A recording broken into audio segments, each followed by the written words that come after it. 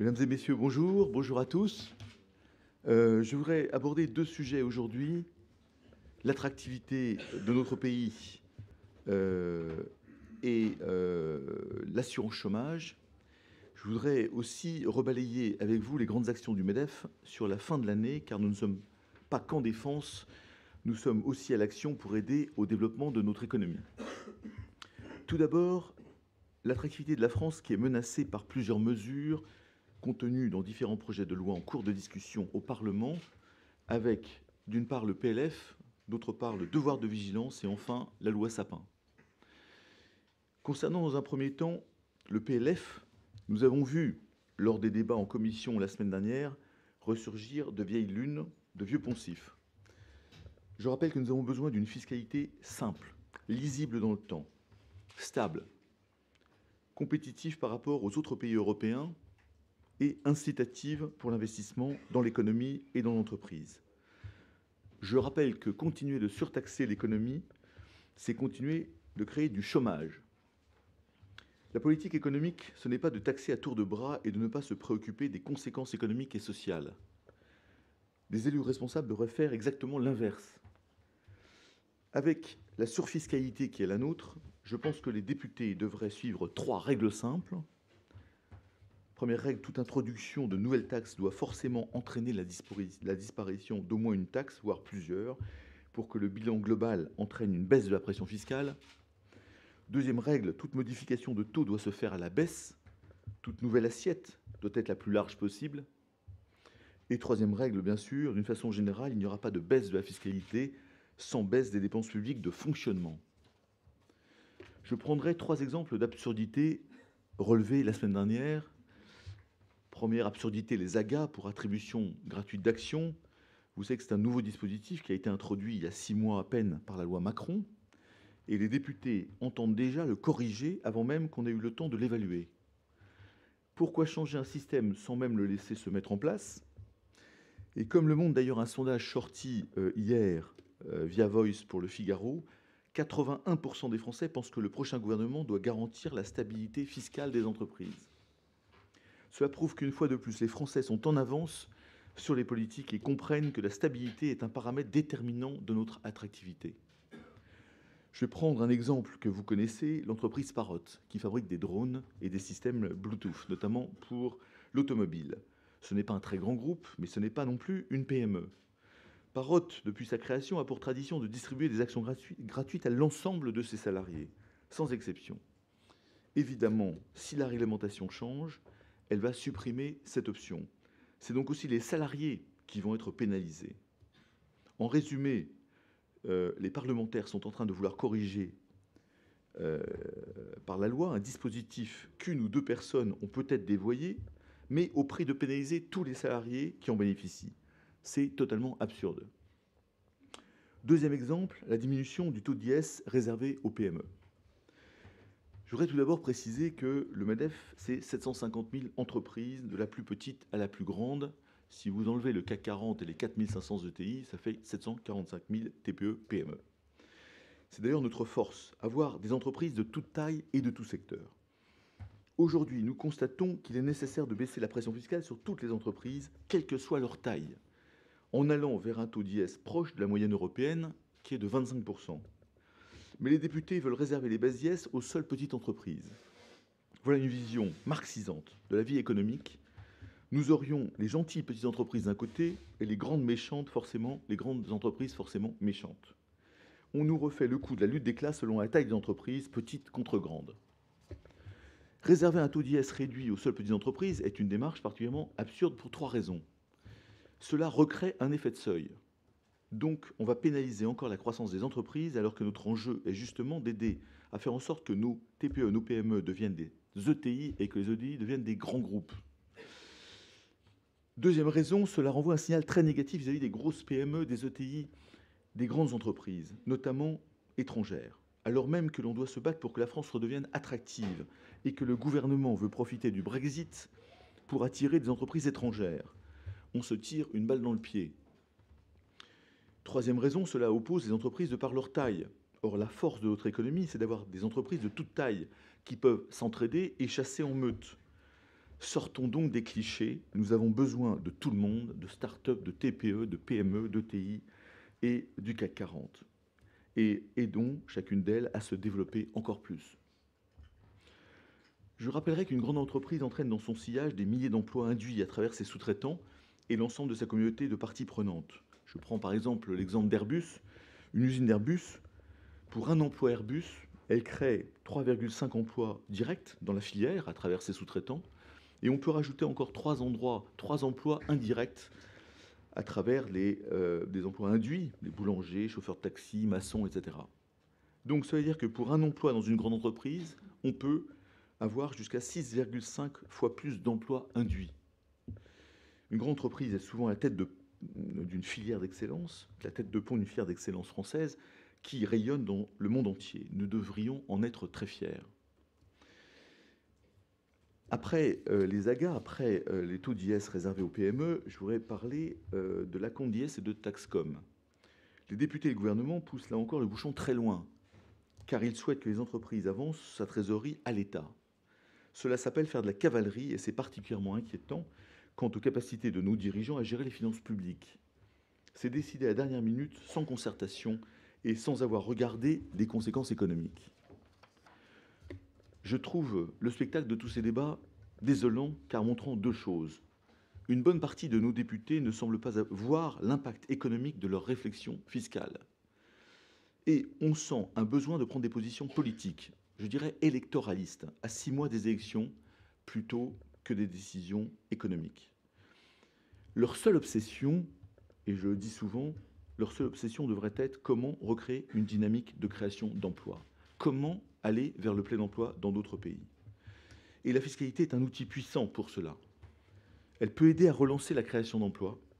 Elle peut aussi participer à la destruction massive d'activités et d'emplois par une utilisation politique et dogmatique ou par une instabilité chronique. Je ne reviendrai pas sur les conséquences dramatiques pour notre pays et pour notre activité de taxes comme l'ISF ou la taxe à 75%.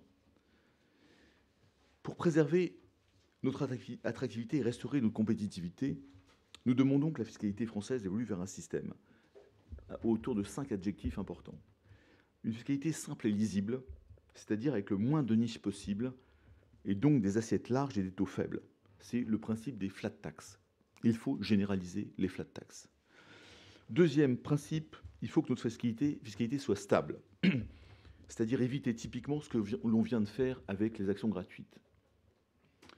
Troisième principe, notre fiscalité doit être compétitive, c'est-à-dire en s'harmonisant avec nos voisins, en allant vers une moyenne européenne, notamment sur un IS à 25%, et en supprimant le plus possible les taxes de production qui frappent avant le profit. Nous sommes l'un des seuls pays au monde où la taxation se situe avant la génération de profit. Je reviendrai sur ce sujet.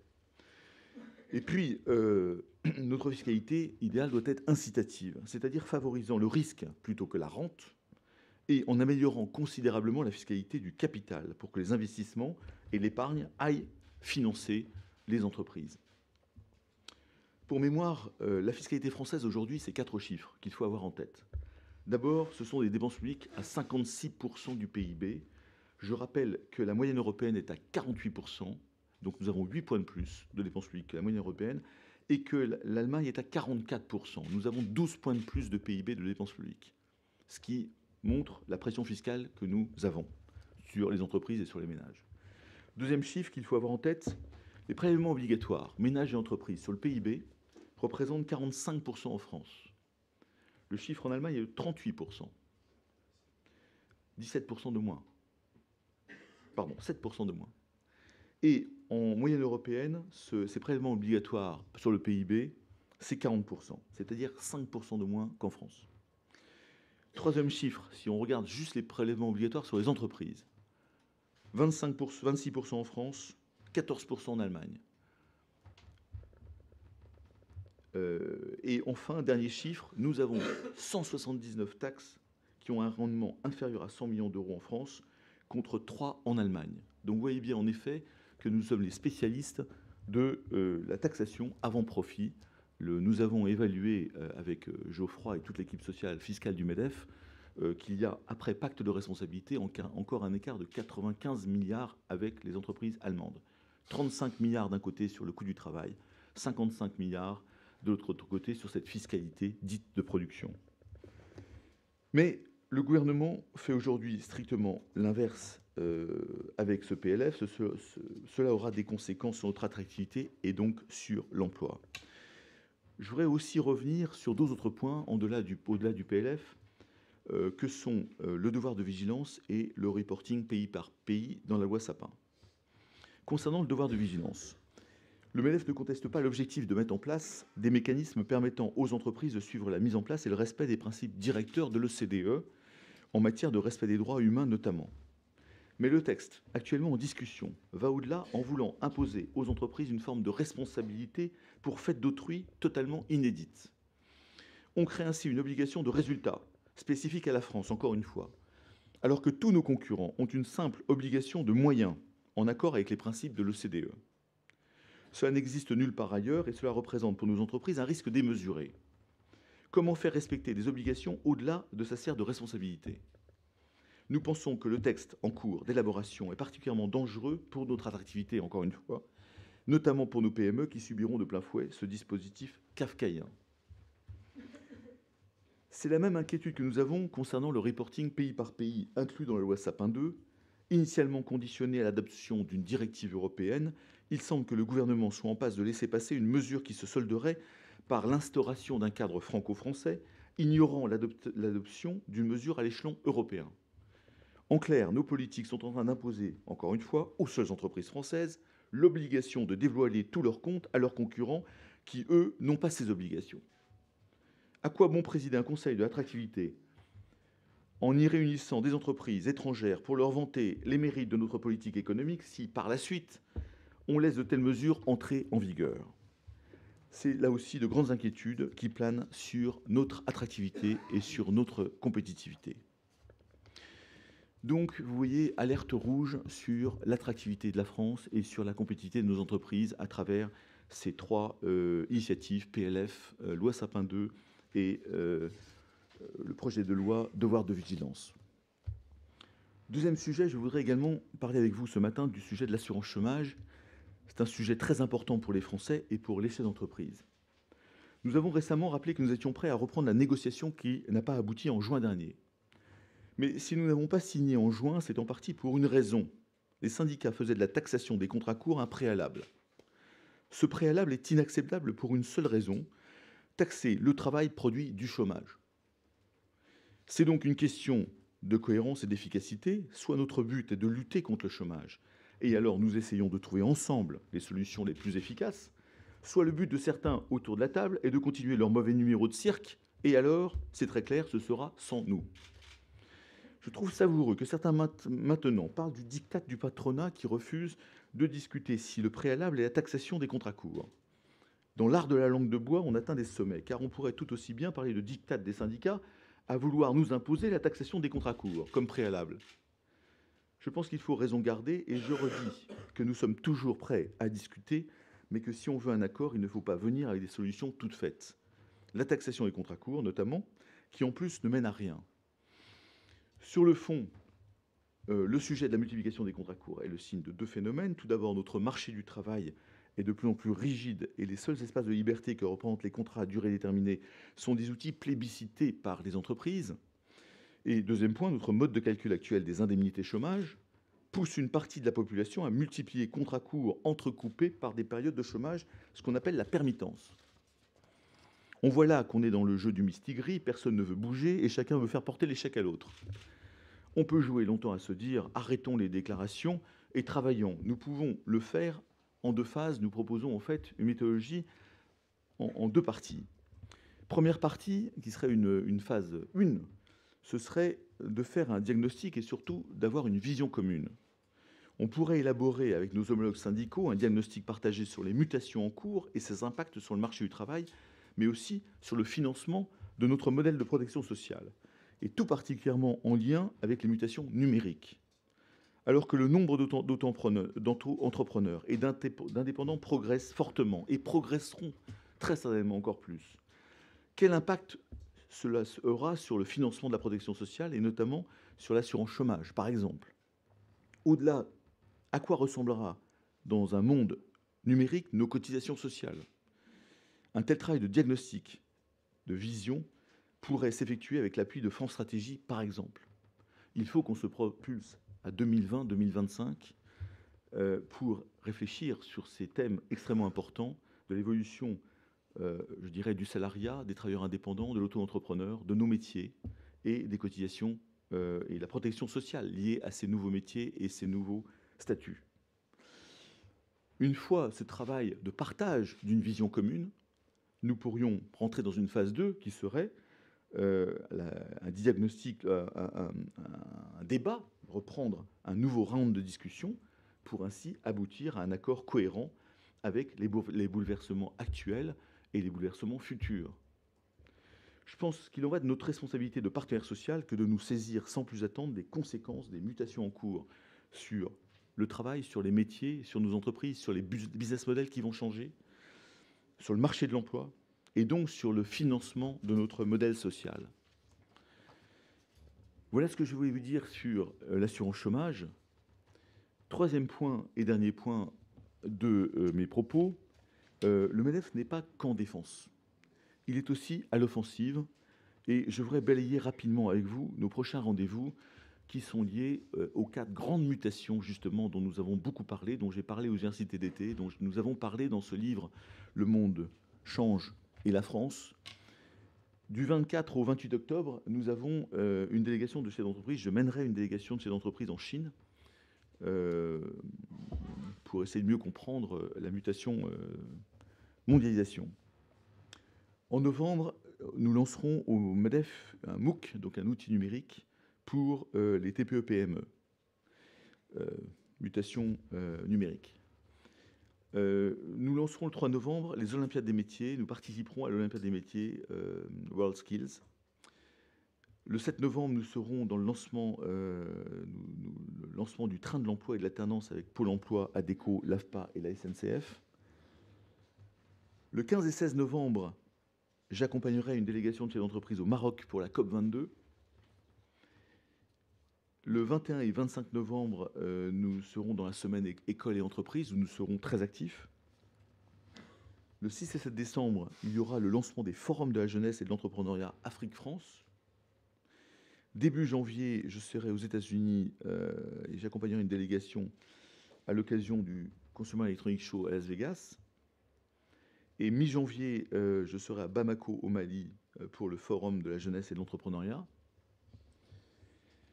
En janvier, nous remettrons le prix de l'excellence opérationnelle, MEDEF France Qualité, avec un dépôt des dossiers sur le site prixexcellenceopérationnel.com jusqu'au 30 novembre. L'idée de ce prix, c'est de favoriser et d'encourager l'excellence opérationnelle. Vous savez que dans nos entreprises, il y a bien sûr l'innovation qui est fondamentale, mais une innovation sans maîtriser les processus, les process, eh bien, ça ne sert pas à grand-chose. Donc, je dirais que les deux mamelles de la performance entrepreneuriale, c'est l'innovation d'un côté, la discipline et les process de l'autre, pour livrer des services ou des produits en temps, en heure, en qualité, au prix de revient escompté.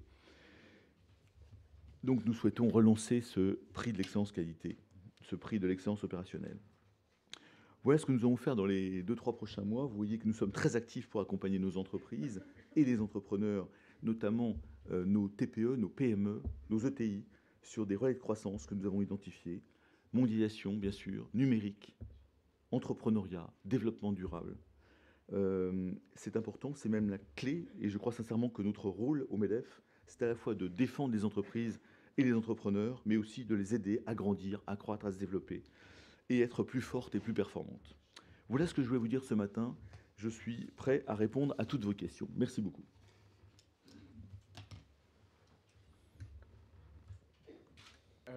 Sur le dossier de l'assurance chômage, je pensais qu'il y avait urgence à résoudre le problème du déficit.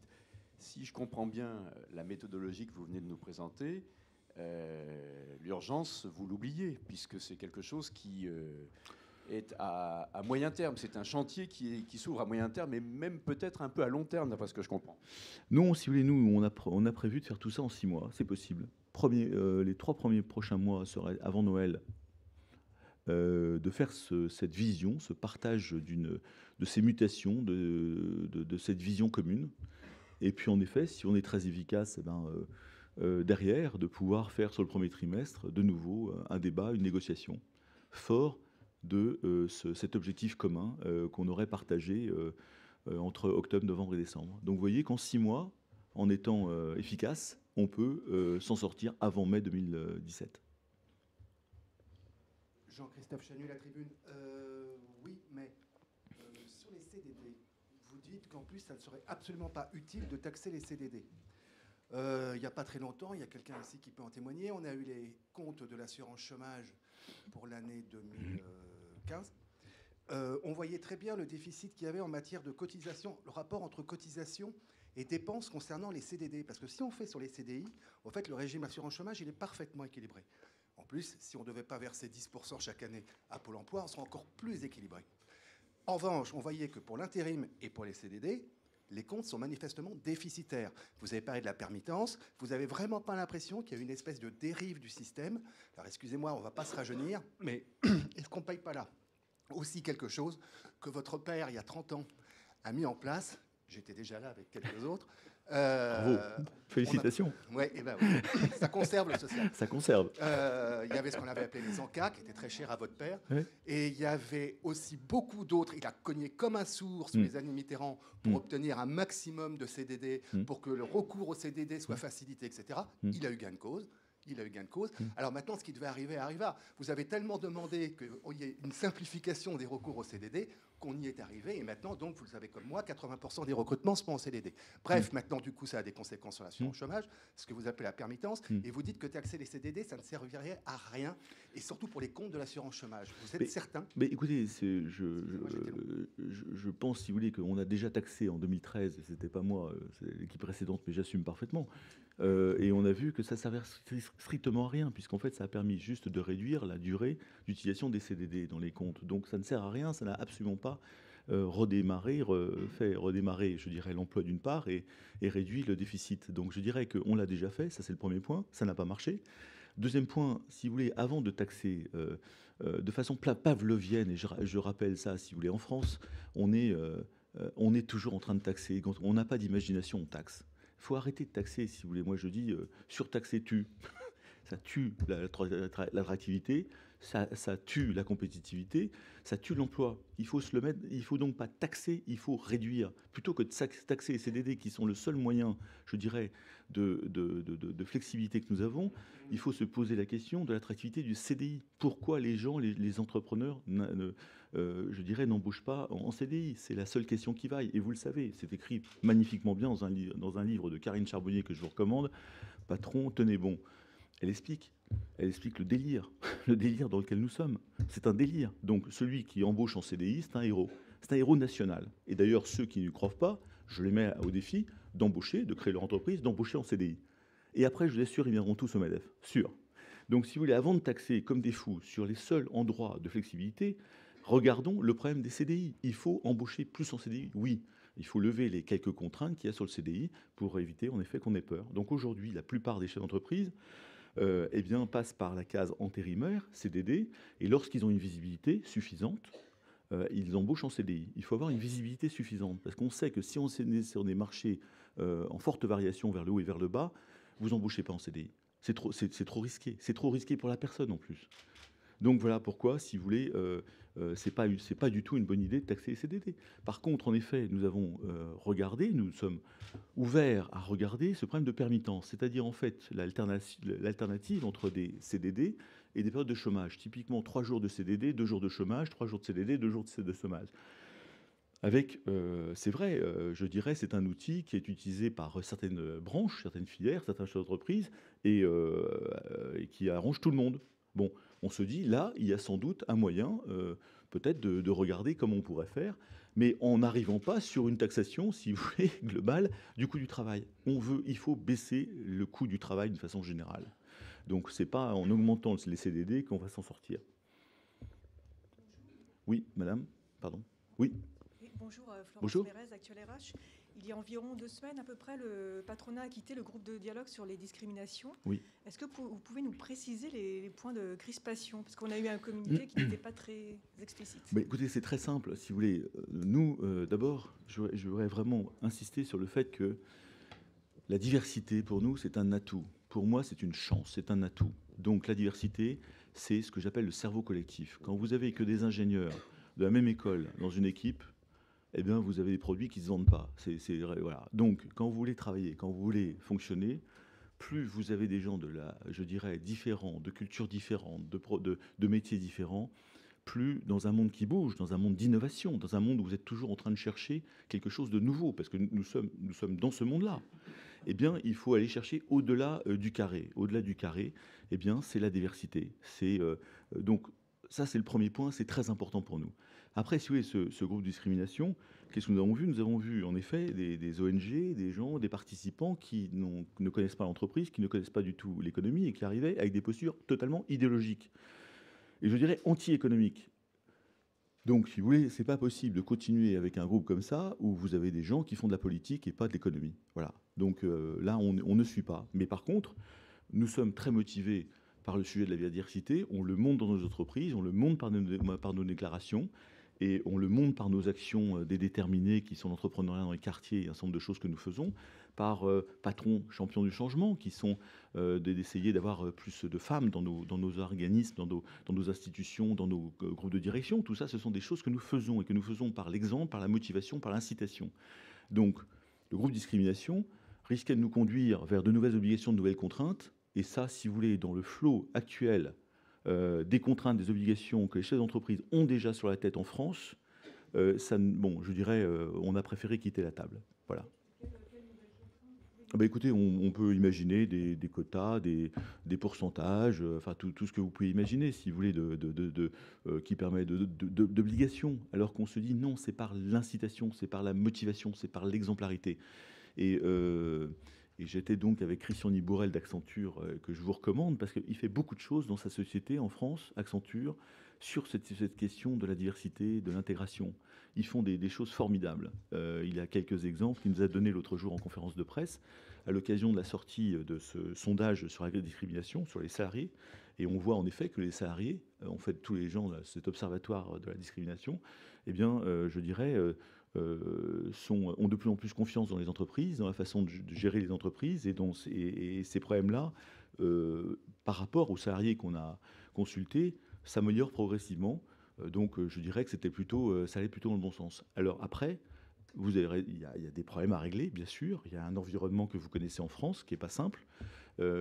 Mais si vous voulez, on ne va pas régler les problèmes par de nouvelles contraintes, de nouvelles obligations. On a déjà la tête sous l'eau. Si c'est pour nous rajouter, pour nous fermer, pour nous mettre la tête encore 10 cm en dessous l'eau, la surface de l'eau, je dirais que ça irait dans de très très mauvais sens.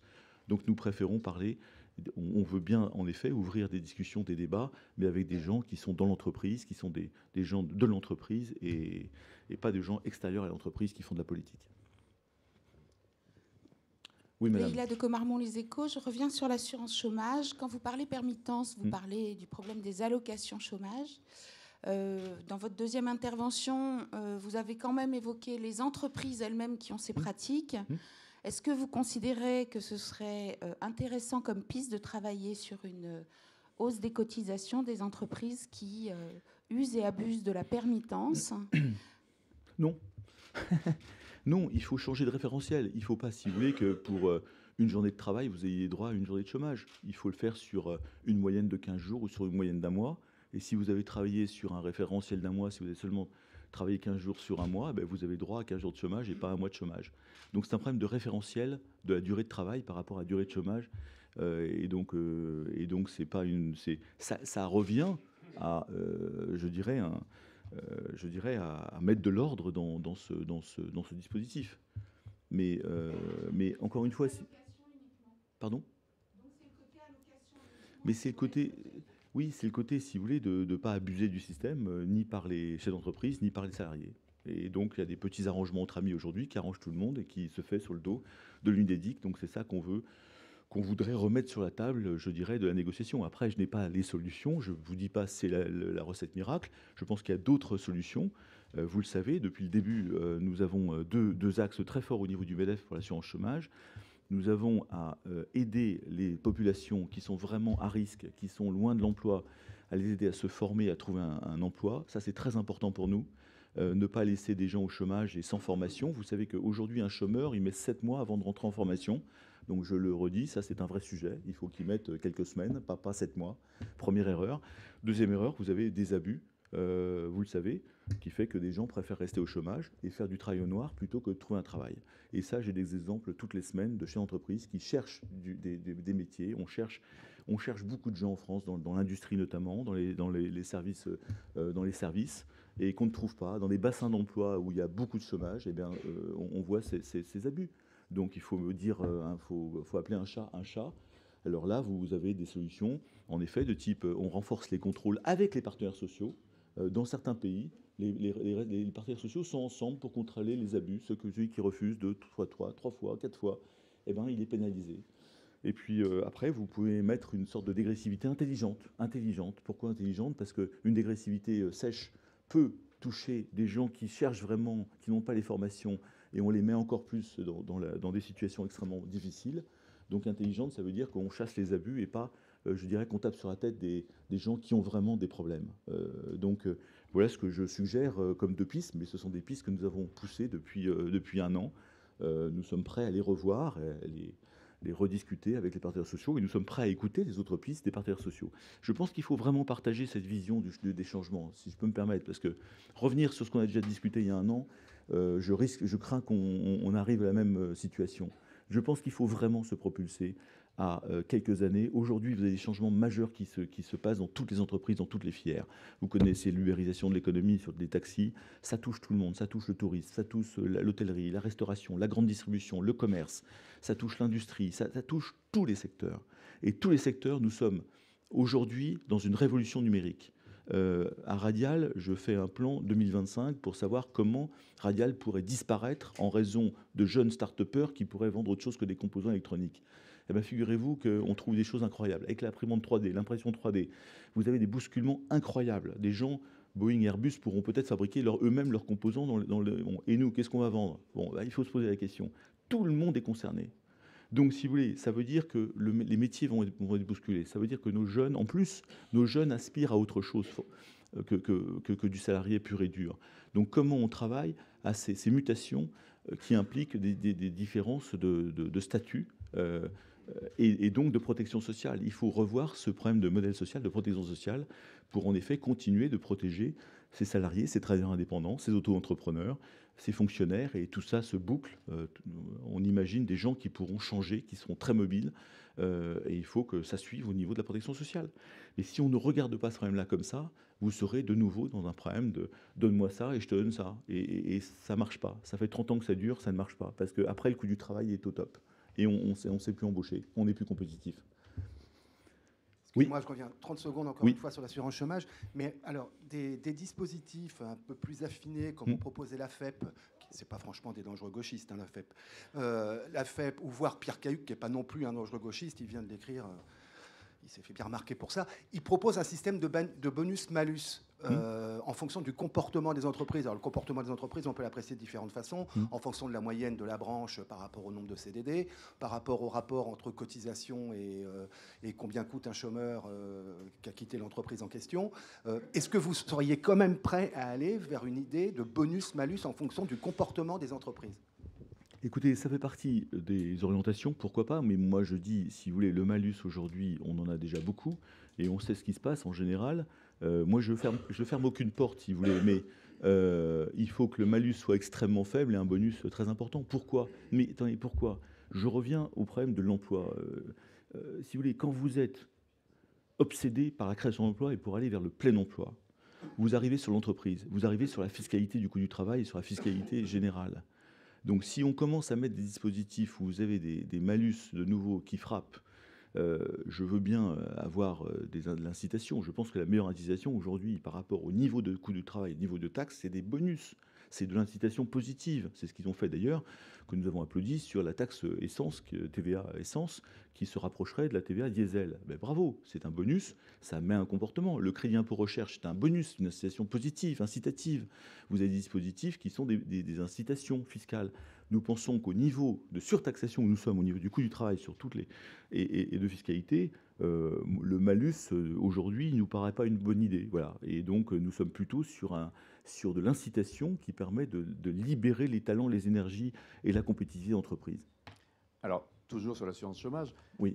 vous avez évoqué tout à l'heure la notion de dégressivité intelligente. Alors, vous faisiez allusion aux allocations, j'ai compris. Mais il y a une idée qui a été posée sur la table au début de la négociation, qui a échoué au printemps dernier par la CFDT, qui est de mettre en place des cotisations assurance chômage dégressives dans le temps, frappant tous les types de contrats. Et en fait, la logique de cette proposition, c'est de faire en sorte que plus l'emploi dure, moins il est taxé, y compris les CDI. Ça veut dire que les CDI seraient moins taxés qu'aujourd'hui. Donc là, il y a, si on va jusqu'au bout de la logique, il y a même, c'est un bonus. Enfin, je ne veux pas me faire l'avocat de la CFDT, mais pourquoi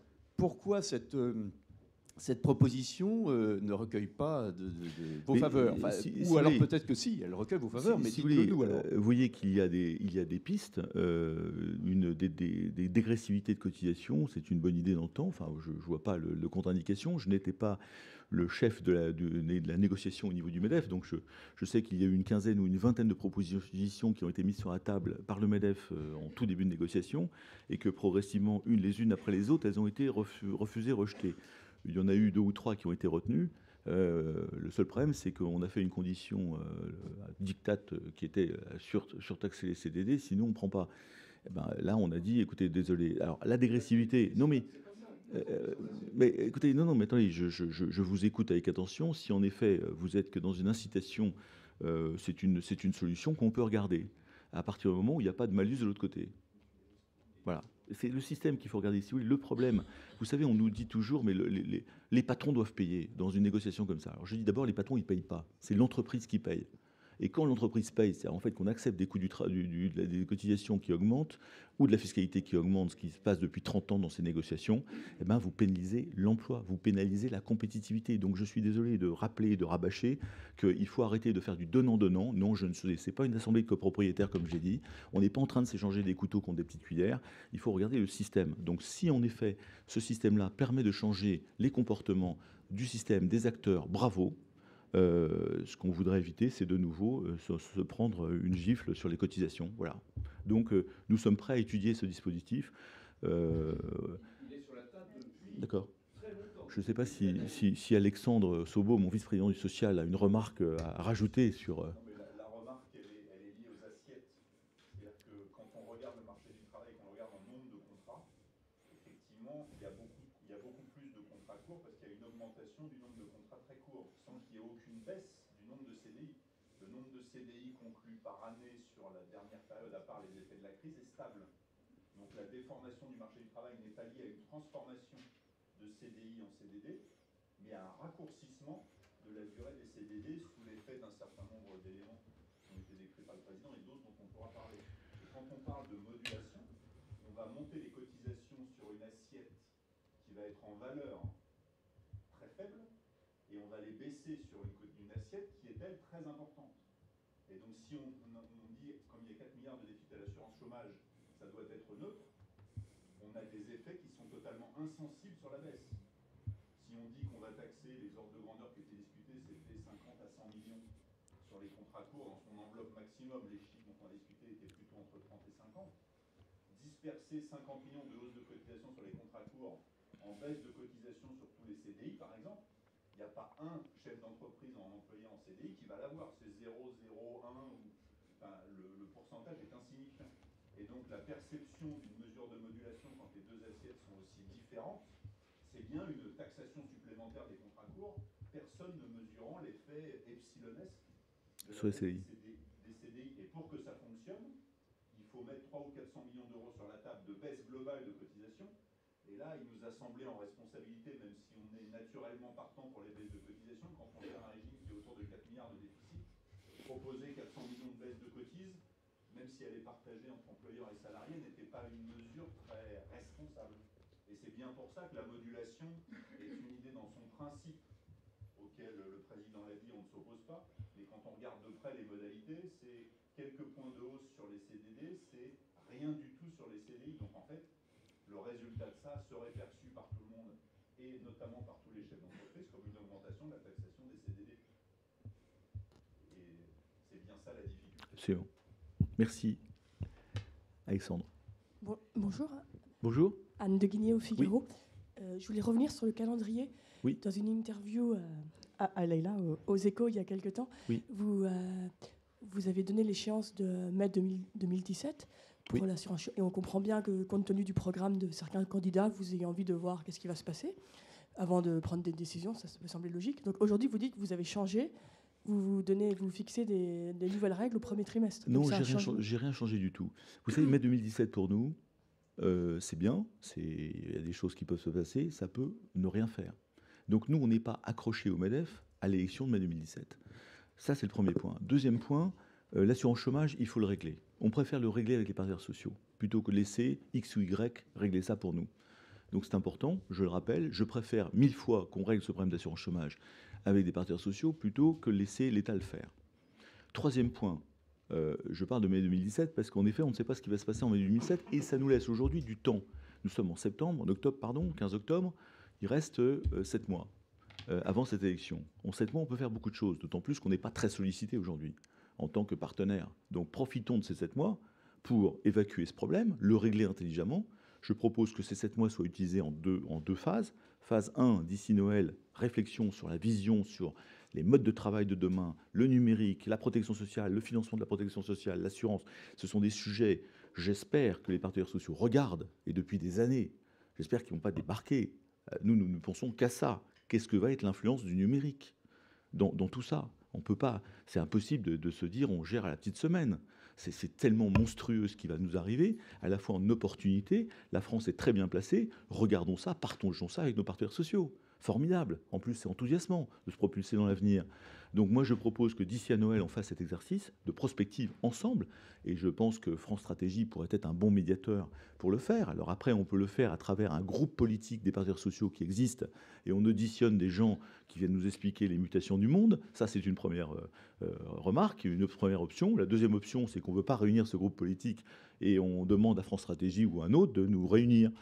C'est un peu moins bien, mais ça marche aussi. Et à ce moment-là, fin décembre, j'espère que vous pouvez partager un constat. Alors deux choses, une vision à 2025, le constat sur les 4 milliards je dirais, de déficit de l'UNEDIC et sur le fait qu'il faut réformer avec les chiffres que vous connaissez.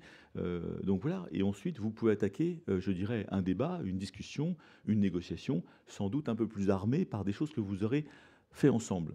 Voilà ce que je propose en phase 2. Et ça peut nous amener à avril-mai. Et là, formidable. Quoi qu'il advienne en mai, eh ben, nous avons pris nos responsabilités en partageant une vision commune, quelque chose d'important.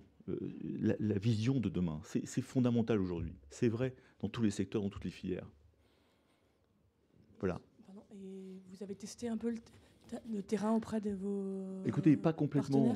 Pas complètement. Nous sommes en train de les tester. Nous allons envoyer un courrier pour expliquer tout ça très calmement et ce que je viens de vous dire pour voir un peu leur.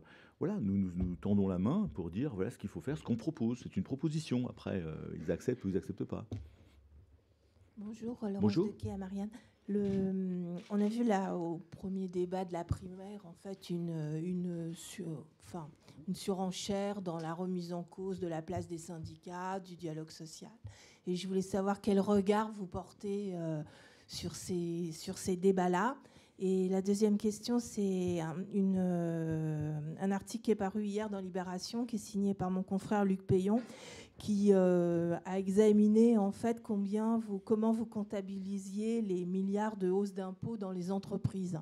Et il juge, lui, que le MEDEF invente 16,4 milliards de hausses avec des arguments précis. Oui. Je voulais votre commentaire là-dessus. Oui, alors si vous voulez, d'abord votre première question sur le dialogue social.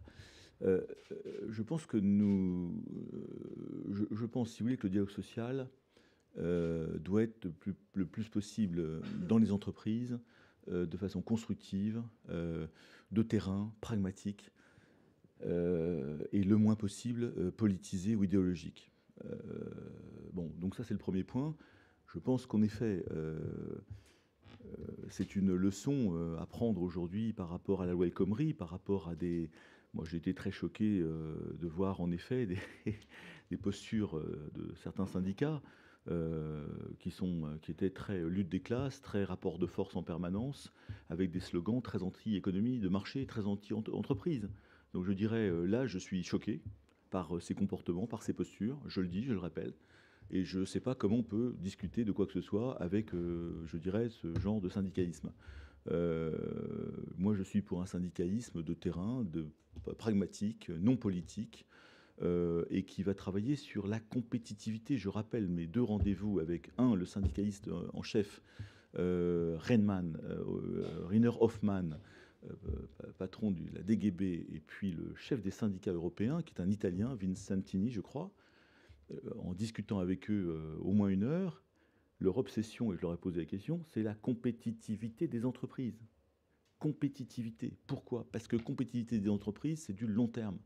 C'est la garantie du métier, de l'emploi, de la formation, du pouvoir d'achat par le travail, de la fierté par le travail. C'est ça, si vous voulez. Donc si on ne partage pas ça, c'est compliqué de discuter. C'est compliqué de discuter. Voilà. Donc moi, j'adorerais que, en face de nous, en effet, il y ait, je dirais, des syndicats qui partagent au moins le fait que l'entreprise, c'est précieux, c'est là où ça se passe, et que l'entreprise doit s'adapter en permanence. Donc il faut partager ces mutations du monde, et je pense que c'est un exercice qui sera très salutaire de le faire avec les 5 partenaires sociaux. Après, si vous voulez, heureusement, parmi nos 5 partenaires sociaux, ils ne sont pas tous comme ça, heureusement, parce que vous avez 2-3 syndicats qui sont des syndicats dits réformistes, et avec lesquels on peut travailler, avec lesquels on peut débattre, on peut discuter. Le seul point que j'ai un tout petit peu de différence aujourd'hui avec la CFDT, c'est la pénibilité, où là, en effet, ça a vraiment brouillé nos relations. Donc voilà, je vous dis, alors au-delà de ça, si vous voulez, qu'on remette en cause, par exemple, le monopole syndical au premier tour, c'est une piste à travailler. Il faut regarder si c'est bien, si c'est pas bien. Nous sommes en train de travailler sur ce sujet au MEDEF, et je pourrais vous donner éventuellement des réponses d'ici à quelques semaines. Mais je dirais qu'aujourd'hui, si vous voulez, il faut aussi regarder la représentativité des syndicats dans le salariat. Quand vous avez des syndicats qui représentent autour de 5%, je crois, des salariés privés, il y a un problème. Donc il faut regarder ça calmement, voilà, sans excitation, et en te disant, on veut construire l'avenir, on veut construire la France de demain, et je pense que j'adorerais qu'on partage un objectif, c'est le plein emploi. J'adorerais. Et vous savez que l'emploi, j'ai l'impression parfois d'être le seul en France à vouloir créer de l'emploi. C'est très pénible comme sensation, mais j'ai vraiment l'impression que c'est ça. Donc j'adorerais que dans nos discussions, eh bien, on puisse dire, on veut aller à 6% ou à 5% de chômage. Et là, si vous voulez, ça changerait tout.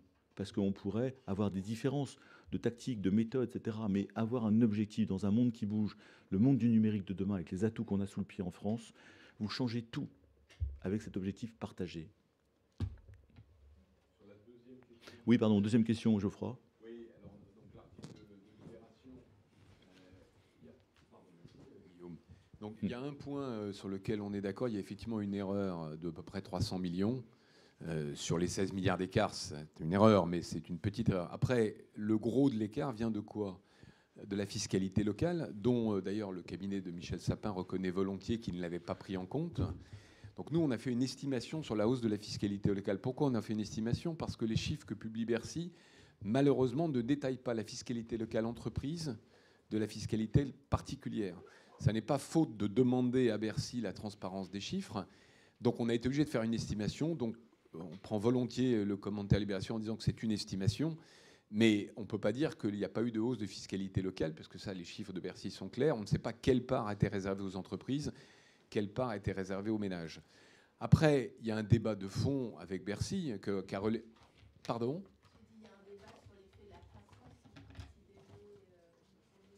Mais alors, chère madame, chère madame, il est clair que le raisonnement qui est le nôtre, c'est je payais combien en milliards d'euros, enfin, ou en, disons, milliers d'euros pour un chef d'entreprise en 2012. Mais d'ailleurs, on a pris 2010, puisque une partie de la hausse date de la fin du quinquennat précédent, ce qui montre qu'il y a... Ah, écoutez, c'est pas faute de l'avoir dit. Cher Jean-Christophe, c'est pas faux d'avoir dit, et je peux même vous dire que ça nous a été vertement reproché, Pierre peut en témoigner, par le président précédent à plusieurs reprises. Alors que très clairement, il y a eu une hausse de fiscalité ménages et entreprises à partir de 2010. Mais si je puis, pas tout à fait, mais si je puis me permettre de finir, après, il y a donc la méthodologie, c'est de prendre la feuille d'impôt du chef d'entreprise en 2012 et la feuille d'impôt future, parce qu'elle n'est pas du chef d'entreprise en 2007. Est-ce que je paye plus de milliards d'euros ou de milliers d'euros à l'échelle micro avant qu'après? Donc il y a fiscalité locale. Après, on a un débat avec Bercy, parce que Bercy nous dit, ah, mais quand on change l'assiette ou les possibilités de réduction d'impôts, par exemple sur les intérêts financiers, ça n'est pas une augmentation d'impôts. Malheureusement, c'est une augmentation d'impôts. Alors, ce n'est pas une augmentation d'impôts au sens où je n'ai pas augmenté le taux, mais si au total, l'impôt que je paye en 2017, enfin, que je paierai encore une fois en 2017, est plus élevé que celui que je paye en 2012, au regard du chef d'entreprise, enfin au périmètre de l'entreprise, et d'ailleurs au périmètre des ménages, c'est le même raisonnement, c'est une augmentation d'impôts. Donc nous, on maintient pour l'essentiel notre analyse qu'on est prêt à redétailler avec le journaliste de Libération dont je ne connais pas le nom, ou avec le cabinet de Sapin, avec lequel on serait ravi d'échanger un peu plus le détail de chiffres, parce que, je le dis souvent, là c'est presque un point de vue de citoyen, si on avait une transparence des chiffres de Bercy sur le détail des rentrées fiscales comme des contrôles fiscaux, je pense que le pays s'en porterait mieux. Voilà, dernière question peut-être. Oui, madame. Vous nous avez dit qu'il y a des syndicats avec lesquels on peut discuter, d'autres non. Je crois que dans votre entreprise, vous avez CGT et Sud, si je ne me trompe. Oui. Ça fait partie des syndicats avec lesquels on ne peut pas discuter, pour vous? Mais si on peut discuter dans les entreprises, vous avez parfaitement raison, on peut. Dans les entreprises, avec ça se passe tout plutôt le monde. bien. Mais on discute avec tout le monde. Bien sûr qu'on discute avec tout le monde. Après, si vous voulez, c'est au niveau national où parfois vous avez quand même des postures et des idéologies très surprenantes et qui ne vont pas dans le sens de l'attractivité de la France ni dans la compétitivité de nos entreprises. Donc vous rendez hommage à vos représentants CGT Mais et Sud. écoutez, je leur rends hommage parce qu'ils ont eu le courage de se présenter et ça se passe bien. Voilà. Merci beaucoup. Après, j'ai une autre question quand même à vous poser qui concerne les grandes entreprises, parce que vous nous avez expliqué comme c'était intéressant. Alors moi, je ne fais pas d'économie, je fais que du social, donc ça m'intéresse beaucoup quand vous dites que l'intérêt d'aider les grandes entreprises, c'est qu'un emploi, ça fait 7 emplois. Et donc, est-ce que vous dites au gouvernement qu'il vaudrait mieux mettre l'argent qu'ils sont prêts à mettre sur les petites entreprises, sur les grandes entreprises? Moi, de ce que vous me dites, je me dis qu'il aurait quand même intérêt à arrêter la mesure qu'il avait prévue pour les petites boîtes et à mettre pour les grandes entreprises. Non? Mais non, si vous voulez. Bon, écoutez, d'abord, il faut savoir que les grandes entreprises, le CAC 40, c'est un atout de la France.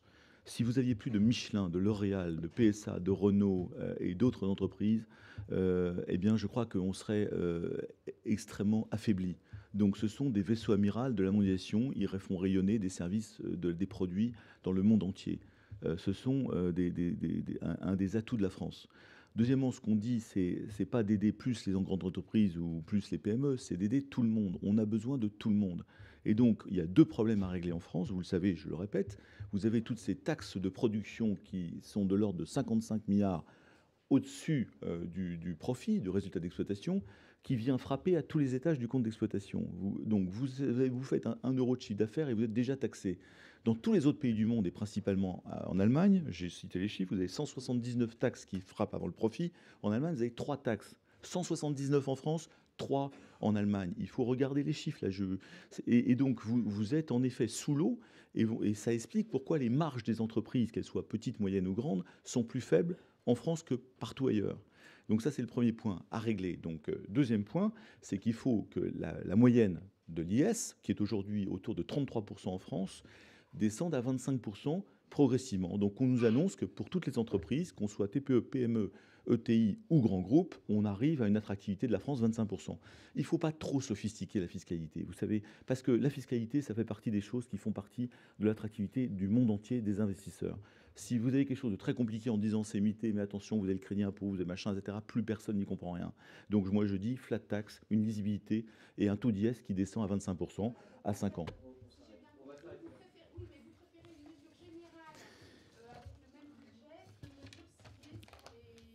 Mais surtout, si vous voulez, le ciblage que j'ai vu est un ciblage en plus conditionné avec des niveaux de profit, des niveaux de chiffre d'affaires. Donc en plus, on ne touche qu'un petit nombre de ces PME en dessous de 50 millions. Donc, si vous voulez, de nouveau, on va pénaliser, je dirais, l'attractivité globale, car n'oublions pas les entreprises, les investisseurs étrangers, internationaux. N'oublions pas le Brexit. Le Brexit, c'est une formidable opportunité pour nous de faire venir des gens en France. Donc, je dirais, faisons ça pour tout le monde. Merci.